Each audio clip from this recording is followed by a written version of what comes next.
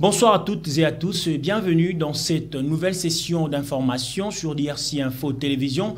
Tout de suite, les grandes lignes de votre journal. Le nouvel élan d'Adolphe Muzito a enfin pris les commandes de la Mouka ce mardi 11 avril 2023 pour les 6 prochains mois. Et cela après que Nouvel Élan ait pris acte de l'auto-exclusion de Martin Fayulu Madidi et de son parti SID de la plateforme de résistance La Mouka. Enfin, la décision est donc tombée. La Confédération africaine de football, CAF, a suspendu l'arbitre Selmik Sadok. Les sifflets internationaux tunisiens écopent d'une sanction de 3 mois suite à sa prestation lors du match entre la République démocratique du Congo et la Mauritanie, comptant pour les éliminatoires de la CAN Côte d'Ivoire 2023. Bienvenue à toutes et à tous, encore une fois de plus, bonsoir. Je l'ai donc annoncé dans le sommaire de cette édition, le nouvel élan d'Adolphe Muzito a enfin pris les commandes de la Mouka ce mardi 11 avril 2023 pour les 6 prochains mois. Et cela après que Nouvel Élan ait pris acte de l'auto-exclusion de Martin Fayulu Madidi et de son parti SID de la plateforme de résistance La Mouka. Suivez donc ces reportages. C'est sous un soleil accablant que la cérémonie des passations de pouvoir entre les SID de Martin Fayulu et Nouvel Élan de Muzito. L'activité s'est déroulée au siège de Nouvel Élan à Gombe, mettant en évidence la date du 11 avril 2023, date conventionnellement prévue pour la remise et reprise entre ces deux rescapés politiques de la coalition La Mouka. Après constat amer fait du côté de l'SID de Martin Fayulu, qui est allé à l'encontre des accords en passant le flambeau à Mathieu Kalele à la date non conventionnelle. Ce qui pousse Nouvel Élan de Muzito à inviter l'opinion à constater notamment la violation par convention de la Mouka. Le Nouvel Élan a suivi par la voie de Zonde la passation du flambeau que venait d'opérer M. Martin Fayulu, coordonnateur sortant de la Mouka, avec M. Mathieu Kalele comme nouveau coordonnateur de la Mouka le samedi 8 avril dernier à Faden House. L'acte de M. Martin Fayulu est la suite logique de son communiqué du 31 mars passé, selon lequel lui et son parti avaient pris acte du retrait, soi-disant, de M. Adolphe Muzito et de son parti Nouvel Élan de la plateforme La Mouka, sur base d'une correspondance que lui aurait adressée M. Adolphe Muzito le 22 décembre 2022. Le parti Nouvel Élan a rejeté cet acte illégal, accusant M. Martin Fayulu d'avoir utilisé les mensonges comme stratégie pour réaliser sa forfaiture. Selon Blanchard Mongomba, secrétaire général du Nouvel Élan, confirme la prise aux commandes du parti d'Adolphe Muzito pour les 6 prochains mois. Nouvel Élan prend acte de l'auto-exclusion de la plateforme La Mouka de M. Martin Fayulu et de son parti SID.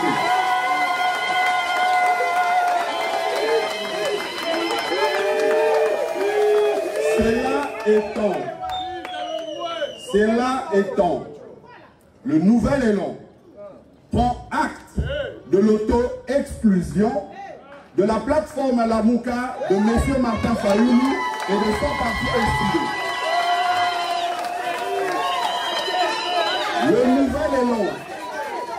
Le Nouvel Élan prend à ce jour le commande de la Mouka comme le prescrit la convention pour les 6 prochains mois. Le Nouvel Élan mettra au profit son mandat de 6 mois pour évaluer le travail de la Mouka au courant de 4 dernières années.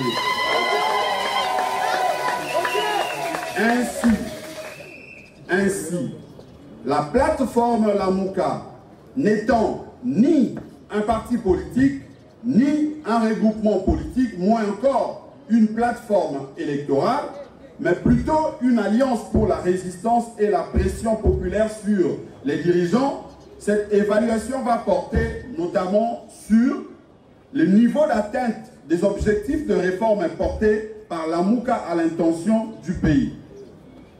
Le niveau d'adhésion des masses à la lutte de la Mouka, la raison de cette adhésion ou non du peuple à la lutte, la redéfinition du contenu des revendications, de la stratégie de mobilisation des populations et des rapports entre la plateforme et son parti fondateur. Pour ces 6 mois à la tête de la Mouka, plateforme de résistance, le Nouvel Élan mettra à profit son mandat pour évaluer les travaux de la Mouka au cours de 4 dernières années, histoire de redynamiser les activités de cette plateforme de résistance en perspective des élections de 2023.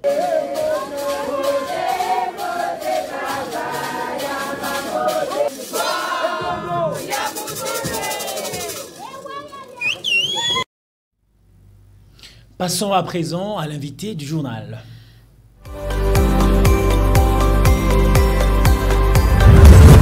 L'invité du journal.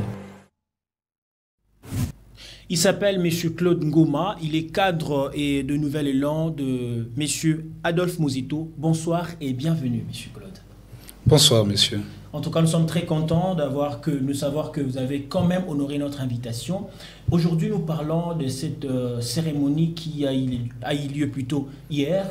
Désormais, le Nouvel Élan prend justement le commande de la plateforme de résistance, la Mouka. Quelles sont vos impressions par rapport à cette nouvelle ? Oui, c'est une bonne nouvelle pour nous, la Mouka, et surtout pour l'ensemble de notre population. Et aussi, c'est à la consommation de l'opinion internationale, parce qu'il faut savoir que la Mouka, ce n'est pas Mozito, la Mouka, ce n'est pas non plus Martin Fayulu, mais la Mouka, c'est le peuple. Et donc, c'est à ce peuple-là qui avait donné mandat à ses leaders désormais de poursuivre ce combat de la Mouka qui consiste à avoir des élections transparentes et apaisées et avoir aussi la liberté d'expression. Et donc, grosso modo, la Mouka est en train de se battre pour obtenir des avancées démocratiques dans notre pays. Et aujourd'hui, le flambeau de la Mouka est désormais porté entre les mains de la Mouka, des Nouvel Élan, représentés par Paulin Mboma. Est-ce qu'aujourd'hui, on peut dire qu'actuellement, avec ces commandes que vous, plutôt le Nouvel Élan, est en train justement de mener, est-ce qu'on peut dire que vous avez atteint un objectif bien précis? Très bien, l'objectif, il faut bien le dire, l'objectif n'est pas encore atteint. Pourquoi? Parce que notre combat est celle d'obtenir de bonnes élections. Voyez-vous, mais quant à la passation du pouvoir, et aujourd'hui qui est entre les mains de M. Paulin Mboma, qui représente désormais, qui est le président national de la formation politique Nouvel Élan. Et donc pour nous, nous disons que c'est une grande chose. Et pourquoi? Et déjà, Nouvel Élan est en train de travailler déjà autour de futures réformes que nous devons apporter dans cette plateforme qui est la plateforme de la résistance, parce qu'il faut souligner, la Mouka n'est pas une plateforme électorale, il est une plateforme de la résistance. Et pour nous, nous sommes en train d'y travailler. C'est vrai que hier, nous avons pris acte de l'auto-exclusion du président Martin Fayulu et de sa formation politique qui est décidée. Et donc, nous sommes en train déjà de travailler autour de probables réformes que nous devons porter dans notre mandat de 6 mois. Qu'arriverait-il si aujourd'hui Martin Fayulu se disait rétorquer par rapport à ce que vous avez fait hier? Quelle serait votre réaction étant c'est vous qui détenez actuellement le commande de la plateforme de résistance qui est la Mouka? Oui, je ne vois pas Martin Fayulu rétorquer dans ce sens. Pourquoi? Parce que il a émis un communiqué le 31 mars nous excluons de la dite plateforme, mais nous, Nouvel Élan, nous leur avons demandé justement de preuves, parce que figurez-vous, le communiqué signé par Martin Fayulu a repris comme soubassement la lettre, prétendue lettre du 22 décembre 2022, écrite par le camarade Adolphe Mozito et avec objet retrait de sa participation dans cette plateforme, alors que c'est une lettre qui n'existait pas. Jusqu'au jour d'aujourd'hui, nous comptons 12 jours depuis que nous leur avons demandé de nous mettre en place, sur la place publique, la dite lettre, la dite correspondance. Donc vous voyez que M. Martin Fayulu est tout simplement animé de mauvaise foi, d'une très mauvaise foi, et justement pour saper le combat du peuple, le combat de toute la population, parce que aujourd'hui la Mouka, c'est l'espoir de cette population qui est longtemps dans cette misère, dans l'insécurité, dans ces marasmes d'insécurité qui ne terminent pas. Et donc aujourd'hui, le seul en lice est l'unique personne à donner des solutions et à poser des bons diagnostics et à donner des bonnes solutions, surtout des solutions durables, c'est le camarade Adolphe Mozito. La personne qui est mieux placée pour donner quand même des solutions à la population congolaise. Mais actuellement, nous remarquons du côté de l'Union sacrée de la nation, politiquement, il fait beau vivre. Parce que déjà, vous savez d'ailleurs avec moi que c'est plutôt pour ce 22 qu'il y aura la sortie officielle justement de cette charte qui est l'Union sacrée de la nation. Alors, du côté de vous qui êtes de l'opposition, on remarque que ça tourne en mauvais sens.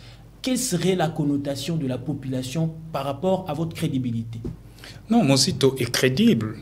Mozito est crédible, mais plutôt il faut savoir qui n'est pas crédible ici dans l'opposition. Mais c'est celui-là qui s'est arrangé d'aller à côté de Kingakati. C'est celui-là qui a mis sur place ce que nous appelons le bloc patriotique. Et c'est celui-là qui constitue aujourd'hui une blanchisserie pour l'opposition. Et en acceptant Matata Ponyo, qui est dans des démêlés judiciaires autour de la question du Bukangalonzo, et que voilà, aujourd'hui, Matata est lavé tout simplement avec Martin Fayulu. Et donc, pour nous, nous disons que nous sommes constants, nous portons encore l'espoir de tout un peuple. Pourquoi? Parce que nous sommes constants. Depuis la Mouka, la création de la Mouka jusqu'au jour d'aujourd'hui, Mozito n'a jamais, ou les Nouvelles Élan, n'a jamais conclu des alliances avec d'autres formations politiques. Et d'ailleurs, nous avions dit, comme nous approchons des élections, pour nous, le préalable posé pour définir des alliances avec un quelconque parti politique, nous devons définir des alliances sur base d'un programme chiffré et détaillé, et non des alliances de façade autour des personnalités et des individus. Raison pour laquelle la population aujourd'hui a encore confiance et a renouvelé sa confiance en la personne de camarade Adolphe Mozito, l'initiateur du parti Nouvel Élan. On peut dire qu'aujourd'hui, le Nouvel Élan, qui est aux commandes justement de la plateforme de résistance, la Mouka, est ouvert à toute discussion pour entamer la bonne lutte, ou la vraie lutte, avec d'autres partis politiques ou formations politiques. Justement, quant à cette question, il va falloir à ce que nous nous mettions ensemble pour dégager des options claires et nettes quant à ces. Mais aussi, il faut savoir l'esprit de la Mouka. Et la Mouka, dans sa configuration, veut à ce que chaque membre, chaque parti politique membre de la Mouka puisse être fort sur terrain, c'est-à-dire mieux être implanté, amener des actions politiques, des activités politiques de grande envergure, justement pour s'affirmer comme une force politique et l'ancrage politique sur toute l'étendue de la République, tel que le fait Nouvel Élan. Vous voyez? Et que nous ne pouvions pas accepter au sein de la plateforme de résistance la Mouka des canards boiteux. Non. Et nous allons aussi voir dans l'avenir si la Mouka peut s'imiter à une plateforme électorale, justement pour apporter, donner sa candidature à la présidence de la République. Mais dans les cas sous examen, pour nous, Nouvel Élan, notre candidat président de la République, c'est le camarade Adolphe Mozito. Monsieur Claude Ngoma, je vous dis merci d'avoir accepté notre invitation. C'est à moi de vous remercier. Je rappelle que vous êtes cadre du Nouvel Élan, parti cher à Adolphe Mozito, qui est actuellement président, ou c'est plutôt le Nouvel Élan qui a pris les commandes justement de la plateforme de résistance, la Mouka. C'est à moi de vous remercier. Poursuivons ce journal, chers téléspectateurs. Je l'ai dit encore, le programme de désarmement, démobilisation, relèvement communautaire et stabilisation PDDR-CS en sigle sera lancé d'ici peu en Ituri. Le site des transits de désarmement de Diango devrait servir de cadre et presque fini. Junior Selemani. Le travaux de réhabilitation du site de Diango devant accueillir les ex-combattants évolue à pas de géant. Le bâtiment pour le désarmement, la démobilisation et autres font peau neuve. Constat du coordonnateur national adjoint en charge des opérations et techniques du PDDR-CS qui s'est rendu ce lundi sur terrain pour une mission de supervision. Les travaux sont fort avancés. Il nous reste quelques petits détails à régler, notamment en termes de literie. Il faudra équiper les différents hangars qui vont servir d'hébergement aux ex-combattants. Il faut les équiper en matelas, en lit et en tout accessoire de literie. Occasion pour le colonel magistrat Egide Bossali d'appeler les groupes armés à se préparer pour adhérer à ce processus de paix. C'est depuis 2019 que le chef de l'État leur a lancé l'invitation de revenir à des bons sentiments, revenir au sentiment de paix, de cohésion, d'unité. Bon, c'est tout ce que nous continuons à faire en termes de sensibilisation, leur dire qu'il y a un temps pour faire la guerre, mais il y a un temps aussi pour faire la paix. Et ceux qui font la paix sont appelés fils des dieux. J'espère que ce message de paix, de cohésion, d'harmonie pourra leur parvenir pour qu'ils comprennent que la province a des défis énormes de développement et les temps qu'on s'est tiré dessus, qu'on s'est rentré dedans, je crois que ce temps est arrivé à terme pour privilégier la paix. Outre Diango, deux autres sites seront construits en territoire de Djougou et d'Irumu. Signalons que c'est le vice-premier ministre en charge de la défense nationale et ancien combattant Jean-Pierre Bemba Gombo qui va procéder dans un proche avenir au lancement officiel de ces opérations attendues par tous, dont l'objectif est de pacifier totalement la province de l'Ituri. Nous allons rester toujours dans cette contrée en Ituri, précisément à Bunia. Plus de 840 000 personnes sont mises en contribution pour l'entretien des routes dans différents quartiers de Bunia et ses environs. Le coordonnateur général du Fonds social de la RDC l'a fait savoir au gouverneur militaire lors d'un entretien sur l'avancement de ce travaux. Encore une fois de plus, Junior Selemani. Agréablement surpris de la stabilité et de l'élan du développement amorcé par l'administration militaire sous la gouvernance du lieutenant général Lubuyanka Jouni, a déclaré le coordinateur national du Fonds social de la République démocratique du Congo. J'ai été agréablement surpris de constater que, au-delà de ce que les fonds sociaux apportent comme appui au niveau de la province à travers nos différents chantiers, mais l'autorité de la province n'a pas croisé les bras. Nous avons trouvé une année après que toute la ville est pratiquement en chantier.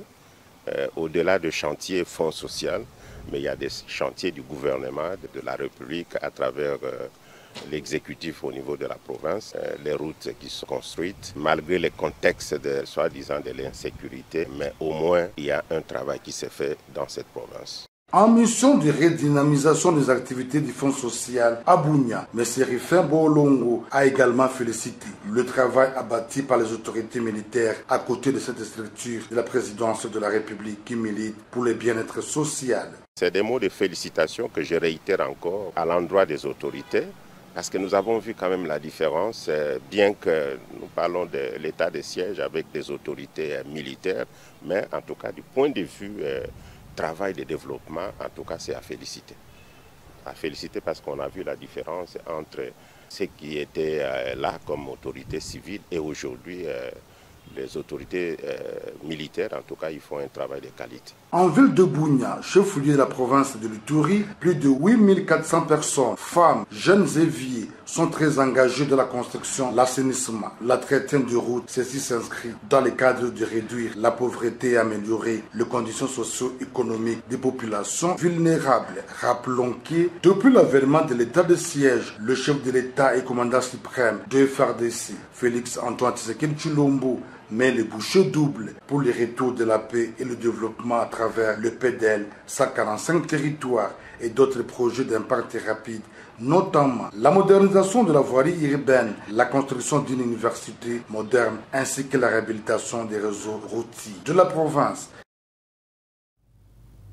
Retournons à Kinshasa à présent par le biais du ministère congolais de l'Environnement et du Développement durable en collaboration avec le club des étudiants en sciences de l'environnement de l'Université de Kinshasa. La coordination estudiantine de l'UNIKIN a organisé une conférence interuniversitaire sur la restitution de la COP27. Témoin de l'événement, Nancy Chimoneka. Il était globalement question de faire une restitution de la COP27 qui s'est tenue en novembre 2022 en Égypte et d'amorcer le lancement de la participation de la RDC, particulièrement celle des acteurs non gouvernementaux à la COP28 à venir. Il y a eu un certain moment dont on parlait de la pré-COP qui a été organisée ici en RDC, qui est une conférence de parties dont les différents pays se réunissent pour parler aux questions liées au changement climatique. Donc nous, la RDC est un pays stratégique sur la matière de la lutte contre le changement climatique.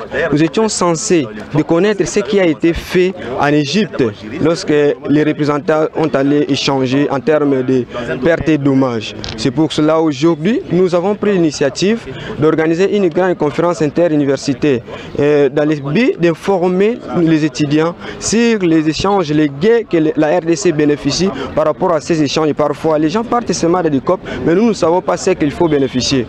Or, pour arriver à protéger, il faut d'abord connaître. Venus de tous bords, les étudiants et non-étudiants intéressés par le secteur environnemental en RDC ont assisté à des échanges houleux sur la question des transitions écologiques en République démocratique du Congo. Nous avions voulu échanger avec les étudiants pour leur faire voir que la question de la transition écologique, c'est une question transversale.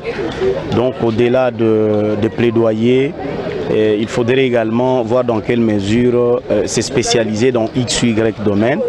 Et nous pensons que l'INPP en tant qu'organe public de l'État spécialisé dans le développement de compétences et certifications est mieux placé pour accompagner le gouvernement congolais, de sorte que cette question de la transition écologique ou énergétique soit rendue effective au sein de notre pays. Étudiants environnementalistes congolais, réalité mondiale actuelle dans le secteur environnemental et opportunités à saisir pour valoriser les services écosystémiques de la RDC était le thème choisi pour cette activité. Pour rappel, la 28e conférence des parties à la Convention des Nations Unies sur les changements climatiques COP28 est prévue à Dubaï du 3 novembre au 12 décembre 2023.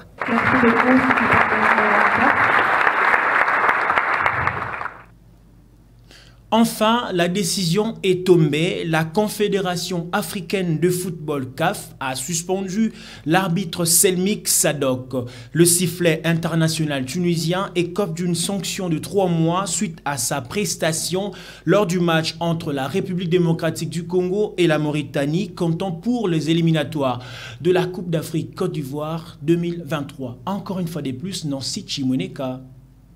Certaines décisions de Selmik Sadok ont été jugées scandaleuses et ont donné lieu à de nombreuses polémiques à l'issue du match ayant opposé la Mauritanie à la République démocratique du Congo, sanctionné par un score d'1 but partout. Pour cette raison, l'homme en noir tunisien sera écarté logiquement des terrains pendant 3 mois, d'après les sites d'information Foot Africa. Beaucoup d'actions ont été mises de côté pour les possibles erreurs de cet arbitre, notamment l'expulsion de l'attaquant congolais Cédric Bakambu, buteur côté congolais. Cette suspension de l'arbitre Selmik Sadok est intervenue quelques jours après que la Fédération congolaise de football association a introduit sa plainte à la CAF pour évoquer les différents événements liés à cette rencontre. La FECOFA avait estimé que son équipe, Léopard de la République démocratique du Congo, avait été victime de plusieurs erreurs d'arbitrage de la part du sifflet tunisien. Décidément, l'instance dirigeante du football continental s'engage à remettre de l'ordre dans les secteurs d'arbitrage qui ne cessent de ternir l'image du sport roi en Afrique depuis belle lurette. La sanction de la CAF a été soutenue par certains membres influents de la CAF, comme les Marocains Fouzi Legja et les Mauritaniens Ahmed Aoud Yaha. C'en est fini pour ce journal, mais vous qui nous avez pris en cours des diffusions, voici les grandes lignes à retenir. Le nouvel élan d'Adolphe Mozito a enfin pris les commandes de la Mouka ce mardi 11 avril 2023 pour les 6 prochains mois. Et cela après que Nouvel Élan ait pris acte de l'auto-exclusion de Martin Fayulu Madidi et de son parti SID de la plateforme de résistance La Mouka. Enfin, la décision est tombée. La Confédération africaine de football CAF a suspendu l'arbitre Selmi Sadok. Le sifflet international tunisien écope d'une sanction de 3 mois suite à sa prestation lors du match entre la République démocratique du Congo et la Mauritanie, comptant pour les éliminatoires de la CAN Côte d'Ivoire 2023.